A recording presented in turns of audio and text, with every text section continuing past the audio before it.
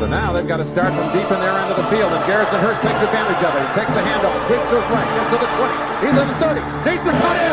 He comes back up the right sideline, breaks a hard tackle, comes down to the 30. He's down to the 20. He's down to the 10. He's down to the 5. He's into the end zone. Touchdown! Touchdown! 49ers! 96-yard run from scrimmage. Garrison Hurst breaking tackle after tackle, swings down the sideline. Throws off bodies like clothes after a marathon. Young, back to throw. In trouble, he's going to be sacked. No, gets away. He runs, gets away again, goes to the 40, gets away again, to the 35, cuts back at the 30, to the 20, the 50, the 10. He dives. Touchdown, 49ers. Third down, Alex takes the snap. Alex looking down in post, and it's good. Touchdown! Touchdown, 49ers! It is second down. Ryan takes the snap, throws the slant to the left side. It's Russell, intercepted! The 49ers pick it, and Navarro Bowman is redemption! Navarro Bowman running it all the way for the touchdown! No greater redemption! The San Francisco 49ers, we can do whatever we want. Click, click, boom. What's going on, faithfuls? It's your boys, Mike and Tony, and we are here to bring you guys a halftime report right now. The 49ers have currently a 7-point lead. It looks like there's still some time left on the clock, man. Brock Purdy is out there going crazy. I'm going to let you guys know right now, if you were looking for somewhere to watch the game where the energy is high, y'all got to head on over patreon.com. That's it right there at the bottom of the screen. I'm going to leave it there the whole time. Patreon.com/NB9ERS, $5 tier for the monthly subscribers, or you could just straight up go ahead and just buy the episode itself. Tony, man, I think Brock Purdy heard you calling him out, bro. I think Brock Purdy heard the rumors. Somebody out there said Brock Purdy wasn't a Monday Night Footballer, and he is going 12 for 16, 151 yards, and not one, not two, but 3 fucking touchdowns, baby. My man is out there balling, bro. Hold on. They're about to try a field goal. Hold on. Why? Is there something else happening? They're about to try. They're doing a kickoff on my end over here. Oh shit, my bad. You could play spoilers because we're live. So what's up? That's why I can't be. I have a tough time. I see a nice return to the 40. Looks like there's 11 seconds left. The Niners are up by 7. Now, according to Google, there's 2 seconds left. Oh my god! What happened? Say it. You can play spoilers, bro. They're live. He missed the field goal. But it bounced off the crossbar. It almost. Oh, how long? What was the distance? Oh my god! What was the attempt distance? Wait, hold on. They're replaying it. Oh my god, Mike! He almost got it. Almost had it. Are you watching it? You see it? Well, Purdy's in shotgun right now on my screen. Watch his. I think it's like 65 They said yards. it was a 64-yard attempt.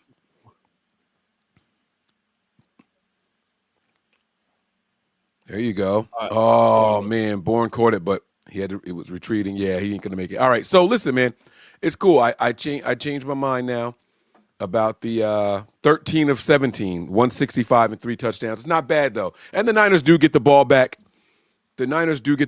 So we had nothing to lose there as long as we didn't give up one of those return field goals for a touchdown type of thing. As long as that wasn't it. So, and I know that didn't happen.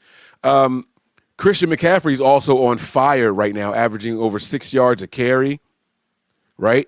George Kittle's got 5 receptions, 78 yards and a touchdown. I mean, Tony, the only thing stopping this team from a dominant performance is the defense and the referees. They gave them field goal range, man. That was a horrible call. Oh, it bounced off the crossbar. Wow. If you watched it, like it was Pierce like pushing his arm down, but what happened was the ball was so underthrown, it looked like he was it was so bad. But whatever. Bro, but it was a terrible call that put them right in field goal range. But, it is what it is. They ended up getting the 3 points. So now the Niners have, like I said, the Niners, instead of being up by 10, they're up by 7. They do get the ball back. The Niners haven't punted all game long. Kyle Shanahan is clearly in his bag with this offense, man. They are firing on all cylinders. I was concerned that, the wide receivers they're just not going to get it done. Kyle said, Mike, shut the fuck up. He heard me. He called me. He sent me a text message. He was like, do you know who I am? Huh? I'm the prodigal son. Like he's telling me, like, come on, you know my daddy? Sky Moore got a reception over 20 yards. Demarcus Robinson reception over 20 yards. Christian McCaffrey's got 4 of them things out there. Kendrick Bourne earned his money. Huh? Earned his money. Got 2 receptions in the game. Yeah, Robinson's got the touchdown out there. McCaffrey's got a touchdown. I mean, look, the Niners they're looking really good, bro. They are looking really good. What are your thoughts on the defense? Let's start with the negative because I feel like there's a lot of positive to say on the offensive side of the ball. We did end up getting a sack. CJ West, while being held, just powered through people. But go ahead. Let me hear your thoughts. The negative is the pass rush. It's tied into the success that Phillip Rivers is having. If there's no pressure, he could sit back there all day and wait for the routes to open. And if there's no pressure up front, it puts a lot of pressure on the back end. So that's what I'm seeing. I think Bethune is having a hell of a game versus the run. A hell of a game stopping Taylor in between the tackles. He had a couple stops, like 3 yards. He got beaten that one-on-one man situation where they ran like that Texas route and he jumped the outside leverage and he just took off inside on him. You're not going to catch Taylor from behind in that situation. But, I mean, listen, overall, I mean, it just seems, and this is what I was trying to reiterate about yesterday with Phillip Rivers. Phillip Rivers has a very, very high IQ X and O wise on the field. And I just think right now he's playing mind games with Saleh. He's letting Saleh show what he's going to come out with. And every play that they run, he checks it at the line of scrimmage. He's making adjustments at the line every time. And it's getting to Saleh. But the problem with Saleh's defense is if there's no consistent pressure up front, you're not going to be able to stop that. So, yeah. I mean, you saw CJ West with a high effort sack. You saw a couple stunts get back there and cause him to shuffle his feet a little bit. It's got to be done continuously and more consistently. Yeah, so the issue with Robert Saleh, and this isn't just a this season thing, guys, right? We saw Robert Saleh's defense struggle until he was able to go out that one offseason and get Nick Bosa and D Ford, right? If you don't have those special edge guys to create consistent pressure on quarterbacks, that's what this defense is going to look like. And then when you have a veteran out there like Phillip Rivers, everything that Tony was saying was right, but he's also going to figure out who the weak guy is. They are targeting Luter out there. They are targeting the shit out of Luter, bro. I mean, who did you think that Alec Pierce was going to be the guy that we had to worry about? I mean, maybe, right? But I didn't hear anybody talking about him before the game, saying that he was going to be the issue. As far as their run game now, if we look at their stats for what they're doing offensively in the run, Jonathan Taylor's only got 24 yards. That's it. They've got 27 rushing yards total. That is it. So, I mean, well, it might not even be that many overall because of the sack, right? I think sacks. Oh no, it says 27. No, that's against the quarterback. If he ran yards, right? So the Niners have a total of 250 yards in the first half. The Colts have 194. We have 165 passing. They got 167. All right, we got 85 rushing yards in the first half. Man, I got to make some noise for that, man. I'm sorry. The Niners are popping out 7.6 yards a play. I love that type of efficiency, man. But, I mean, the Colts are right behind us at 6.5. They're right there. The Niners on third downs are only 1 of 3, which is odd that they have that many yards, that many points, and only have had 3 third downs. We're 1 of 1 on fourth down. So let's just round it up. Let's say 2 for 4 on down to go drives, right? We've run 33 plays, 3 more than them. But they're 3 of 5. We can't stop them on third downs. One of the stops that we did get, it was like 3rd and 12, and we gave up 10 yards. You know, that was what forced their only punt of the game. They have the one punt, and it was a pretty good punt. Now, while we're complaining about the defensive pass interference, that's the only penalty on the Niners all game long. 1 penalty for 21 yards, while they have 5 penalties already for 35 yards. Yeah, Jair Brown's going to stop looking in the backfield. He got caught on that post route. He got caught flat-footed. The guy went right by him, and you can't do that. He's got to stop looking in the backfield. He's got to play his keys, trust his eyes, and that's it. That's like an issue with him. And I like the dude. He's a good player, but he's got to stop doing that because, like, if you don't think a quarterback like Phillip Rivers' experience sees that, he's going to go at that all day. He's going to test it until he stops it. Yeah, so Jair Brown, he whips on that opening drive where they march right down the field, and they get that touchdown there. But then he comes back the very next time he's on the field, and he forces that Peanut freaking punch. fumble. The special teams unit. That special teams unit is doing special things out there, man. That special team, they are kicking away from Sky Moore. Are you seeing what they're doing, man, when they go to kick off? They're trying to get the ball away from Sky Moore, man. So offense, A+. That's going to be my grade for the offense. Special teams grade, A+. But that defense, Tony, what grade are we giving this defense throughout this first half? Come on, I'm gonna be honest. Believe it or not,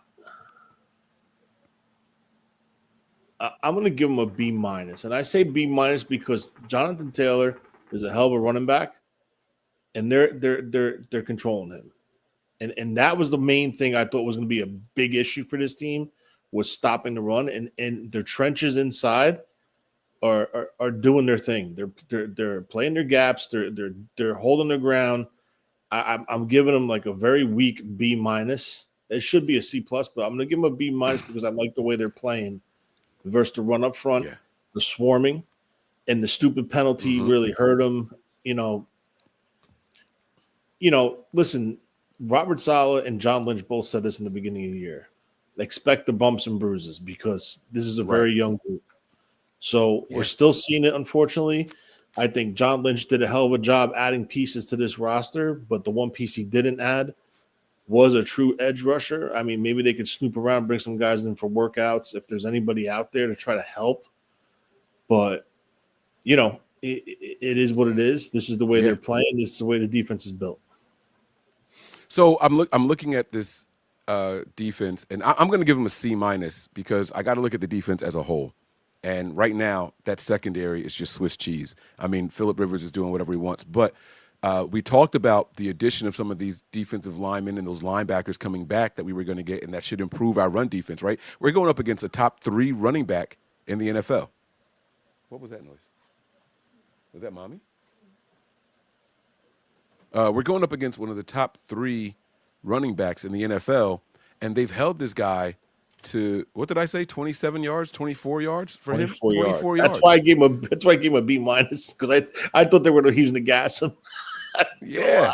I mean, what they're doing is impressive, but I mean, who cares if you got 200 total offensive yards, right? Like I hear you, but they're on pace to have a 400-yard game against the Niners, man. And so that's kind of why I got to give it a C- instead of the B- that you're saying. And I do appreciate the improvement in the run game. I do. But the Niners have to go out there and get somebody on the edge, and they got to get some better help in that secondary as well. Going into next season, I'm not talking about this season. We're pretty much seeing the finished product of what they're going to be for the remainder of the season. Tony, everyone's talking about running the table and all that stuff. Is this a playoff challenging team? Are we going to be all right in the postseason? Do you think that we can win some games in the postseason? I do. I just think they're going to have to become a little bit more creative on defense. I do.